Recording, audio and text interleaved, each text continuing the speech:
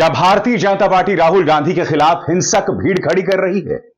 आए दिन भारतीय जनता पार्टी राहुल गांधी के खिलाफ जो दुष्प्रचार करती है, जो झूठ बोलती है, क्या उसका परिणाम यह है कि अब राहुल गांधी के खिलाफ हिंसा की वकालत की जा रही है? जी हां, यह सवाल नहीं है।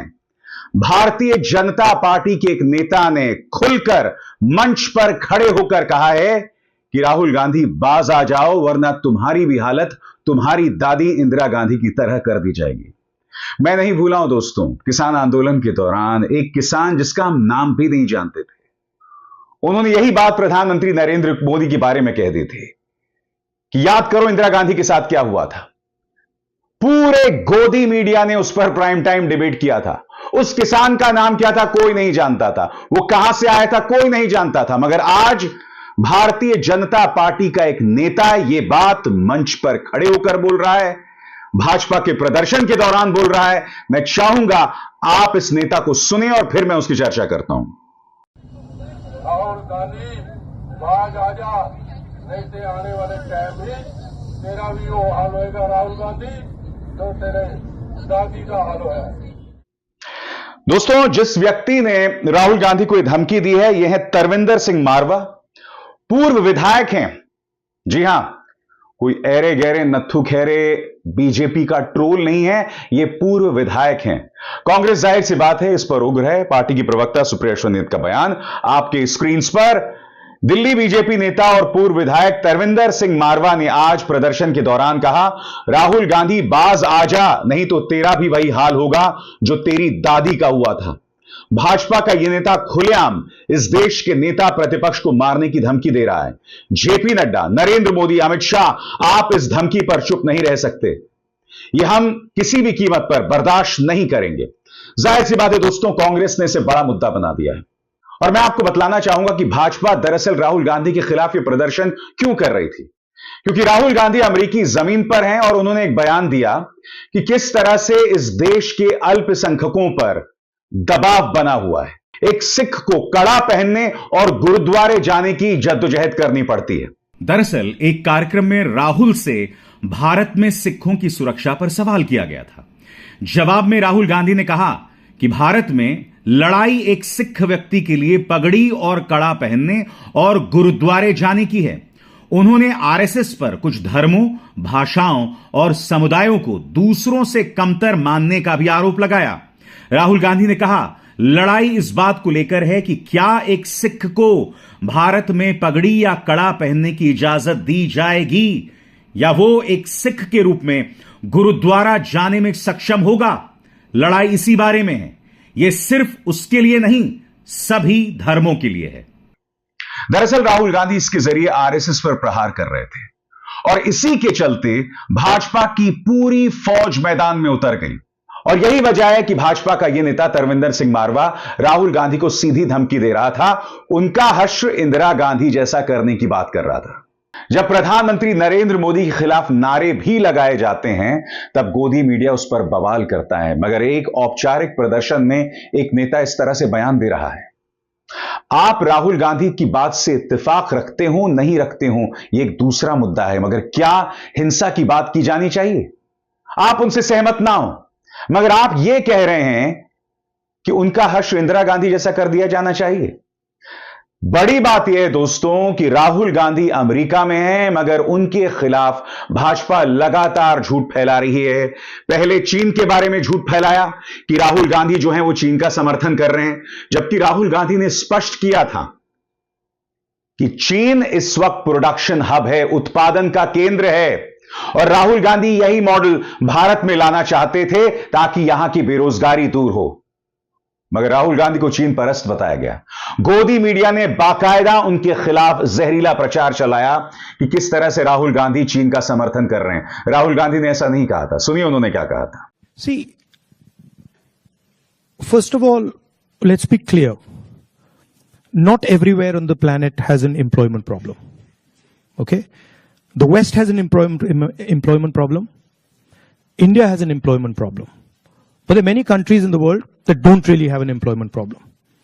China certainly doesn't have an employment problem. Vietnam doesn't have an employment problem. So there are places on the planet that are not struggling with unemployment. There's a reason. If you look at the United States in the 1940s, 50s, and 60s, they were the center of global production. Anything that was made, cars, washing machines, TVs, all made in the United States. Production moved from the United States. It went to Korea, it went to Japan, eventually it went to China. And if you look today, China is dominating global production. You go to India, you look at the phones, you look at the furniture, you look at clothes, you'll see on the back, made in China. फिर यह कहा गया कि राहुल गांधी आरक्षण विरोधी हैं। उनके बयान को तोड़ मरोड़ कर पेश किया गया। राहुल गांधी को सामने आना पड़ा और कहना पड़ा, नहीं, मैं आरक्षण विरोधी नहीं हूं। मैं जो 50% का आरक्षण का दायरा है उसे तोड़कर आरक्षण को बढ़ाना चाहता हूं। सुनिए उन्होंने स्पष्टीकरण में क्या कहा था। Somebody misquoted me yesterday saying that I'm against reservations. I've been saying again and again and again, we're going to increase reservations beyond 50%. And I'm not against reservations. Rahul Gandhi ने कहा था कि जब तक इस समाज में असमानता है तब तक आरक्षण खत्म नहीं किया जा सकता। आरक्षण को खत्म करने की बात हम उसके बाद सोच सकते हैं जब समाज में बराबरी हो। और इससे पहले राहुल गांधी ने कहा था कि देखिए नौकरशाही में क्या हो रहा है। ब्यूरोक्रेट्स में ओबीसीज दलितों को नुमाइंदगी तक नहीं मिलती। जो देश के धन्ना सेठ हैं वहां बमुश्किल एक ओबीसी, और तब जाके राहुल गांधी ने बात कही थी। मगर मैं आपसे एक सवाल पूछना चाहता हूं, मोहन भागवत ने भी यही बात कही थी, उल्टा उससे 2 कदम आगे जाकर बात कही थी। इसके बारे में भारतीय जनता पार्टी का क्या कहना है, सुनिए उन्होंने क्या कहा था। उनको अपने बराबरी में लाने तक उनको कुछ विशेष उपाय करने पड़ेंगे। घर में अगर हम सब लोग हैं, दूध कम आता है, सबको दूध नहीं मिलता, लेकिन जो बीमार है उसको मिलता है, तो ऐसा हम कहते नहीं कि उसको क्यों दे रहे हैं। परिवार में सब समान है, लेकिन जो बीमार है उसकी विशेष चिंता करनी पड़ती है। ऐसा वो आरक्षण लागू किया है। इसलिए जब तक वो भेदभाव है तब तक उसको चालू रहना चाहिए। मगर जब मोहन भागवत ने बात कही थी तब मायावती ने इस पर बवाल नहीं किया था, चिराग पासवान ने कोई बवाल नहीं किया था। मैं आज आपको क्यों राहुल गांधी के चाइना पर बयान या फिर आरक्षण पर दिए गए बयान को सुना रहा हूं, क्योंकि राहुल गांधी के बयान को तोड़ मरोड़ कर पेश किया जा रहा है। लगातार उनके खिलाफ झूठ बोला जाता है, उनके खिलाफ गलत बयानी करने का काम स्वयं प्रधानमंत्री करते हैं। आपको याद है संसद के अंदर राहुल गांधी भाजपा की तरफ इशारा करके बोल रहे थे कि आप लोग हिंसक हैं, मगर प्रधानमंत्री खड़े होते हैं कि आप हिंदुओं का अपमान नहीं कर सकते हैं। और फिर एक पूरा प्रचार चलाया जाता है कि राहुल गांधी हिंदू विरोधी हैं। संसद का वो नजारा याद है आपको? फिर से देखिए। ये देश डर का देश नहीं है। तो हमारे सारे के सारे महापुरुषों ने अहिंसा की बात की, डर मिटाने की बात की। डरो मत, डराओ मत, डरो मत, डराओ मत। और दूसरी तरफ शिव जी कहते हैं डरो मत, डराओ मत, अभय मुद्रा दिखाते हैं, अहिंसा की बात करते हैं, त्रिशूल को जमीन में गाड़ देते हैं। और जो लोग अपने आप को हिंदू कहते हैं वो 24 घंटा हिंसा हिंसा हिंसा, नफरत नफरत नफरत, असत्य सत्य असत्य।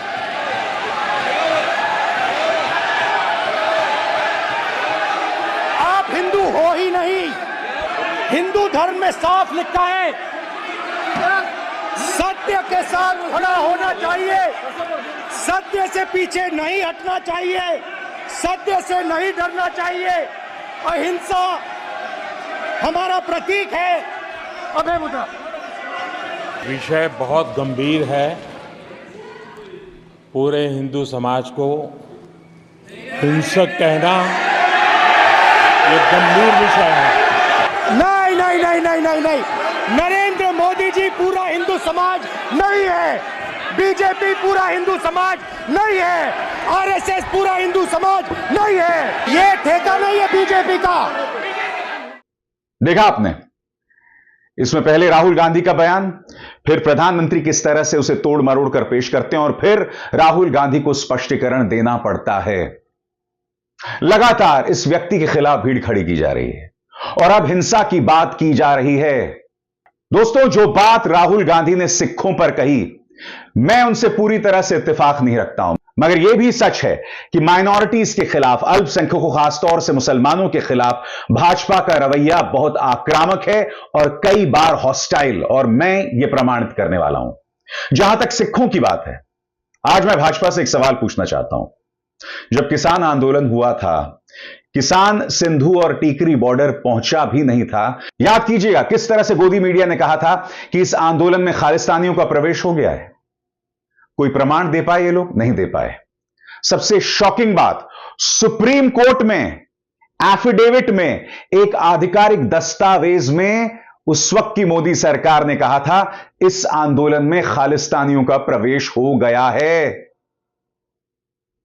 यानी कि आंदोलन में आपको सिख दिखाई दिए तो आपने खालिस्तान शब्द जोड़ दिया। मैं आपसे एक सवाल पूछना चाहता हूं, अगर यह किसान आंदोलन मध्य प्रदेश का हुआ था या सिर्फ उत्तर प्रदेश का हुआ था और इसमें सिख ना होते, तो क्या आप खालिस्तान शब्द का इस्तेमाल करते? कितनी आसानी से एक आंदोलन में सिख शरीक होते हैं तो आपने खालिस्तान शब्द का इस्तेमाल कर दिया। अब मैं आपसे एक सवाल पूछना चाहता हूं, राहुल गांधी ने अमेरिका में जो कहा कि एक सिख की जद्दोजहद है गुरुद्वारा तक जाने की, यह ज्यादा आपत्तिजनक है, जिससे मैं पूरी तरह से इत्तेफाक नहीं रखता, या फिर वो बयान जिसमें भारतीय जनता पार्टी ने सुप्रीम कोर्ट में कहा था कि किसान आंदोलन में खालिस्तानियों का प्रवेश हो गया है, उस किसान आंदोलन में सिखों की तादाद बहुत ज्यादा थी और बात वहां नहीं रुकती। याद कीजिएगा, प्रधानमंत्री पंजाब जाते हैं, उनका काफिला एक पुल पर रुक जाता है क्योंकि 2 किलोमीटर आगे कुछ किसान संघर्ष कर रहे थे, प्रदर्शन कर रहे थे। प्रधानमंत्री वापस जाते हैं और फिर एएनआई के जरिए बयान आता है जिसमें प्रधानमंत्री को यह कहते हुए बताया जाता है कि अपने मुख्यमंत्री से कह देना मैं किसी तरह से अपनी जान बचाकर आया हूं। यह बयान प्रधानमंत्री का था। यानी कि अगर सिख किसान प्रदर्शन कर रहे हैं तो तुमने उन्हें हिंसा से जोड़ दिया। बताओ, सिखों को लेकर क्या यह भारतीय जनता पार्टी का पूर्वाग्रह नहीं है कि सुप्रीम कोर्ट के अंदर तुम लिखित दस्तावेज में खालिस्तानी शब्द का इस्तेमाल कर देते हो? अर्बन नक्सल, यह सब तुम कह ही रहे थे पहले से। फिर प्रधानमंत्री एक पुल पर फंसते हैं और क्या कहा जाता है, मैं किसी तरह से अपनी जान बचाकर आया हूं। क्यों?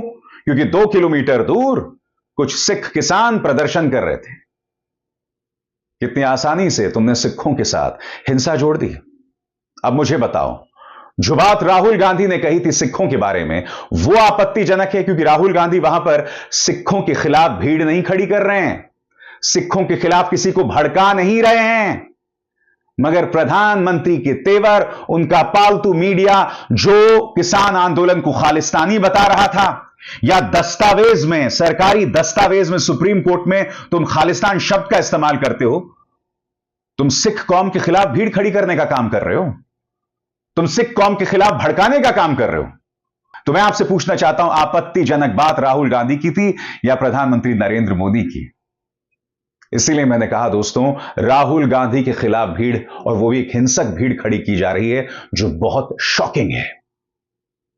इसकी कीमत भारतीय राजनीति को आने वाले वक्त में ना चुकानी पड़ जाए, क्योंकि इस देश का लंबा चौड़ा इतिहास रहा है। भारतीय जनता पार्टी बाज आए, बगैर झूठ बोले, बगैर जहर की उल्टी किए भी राजनीति की जा सकती है, मगर यह संस्कारी पार्टी सुधरने का नाम नहीं लेगी। मगर हम तो सवाल पूछेंगे, लगातार पूछेंगे। अभिसार शर्मा को दीजिए इजाजत। नमस्कार। स्वतंत्र और आजाद पत्रकारिता का समर्थन कीजिए, सच में मेरा साथी बनिए। बहुत आसान है दोस्तों, इस ज्वाइन बटन को दबाइए और आपके सामने आएंगे ये 3 विकल्प, इनमें से एक चुनिए और सच के इस सफर में मेरा साथी बनिए।